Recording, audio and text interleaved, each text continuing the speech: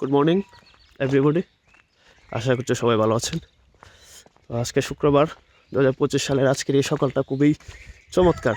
অনেক কুয়াশাচ্ছন্ন, দেখেন অন্ধকারাচ্ছন্ন সকাল, কিছুই দেখা যাচ্ছে না, অন্ধকার সবই।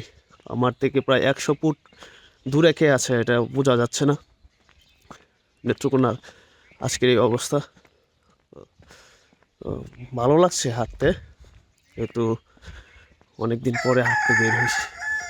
আর সকালটা খুবই চমৎকার, মনোরম পরিবেশ, অনেক কুয়াশা, মনে হচ্ছে বৃষ্টি পড়ছে এরকম অবস্থা, যে ড্রিজলিং হয় না, ঝিরঝির বৃষ্টি এরকম মনে হচ্ছে। প্রচুর ঠান্ডা। তো ঘুমাতে পারলে ভালো লাগতো, তার চেয়ে বেশি ভালো লাগছে হাঁটতে এসে। কারণ সকালটা তো সচরাচর পাওয়া যায় না, এরকম কুয়াশার জন্য সকাল সচরাচর পাওয়া যায় না। আজকে পেয়েছি। এই যে আপনারা দেখেন, খুবই অন্ধকার চারদিকে, ভীষণ খুবই ভালো অনুভূতি।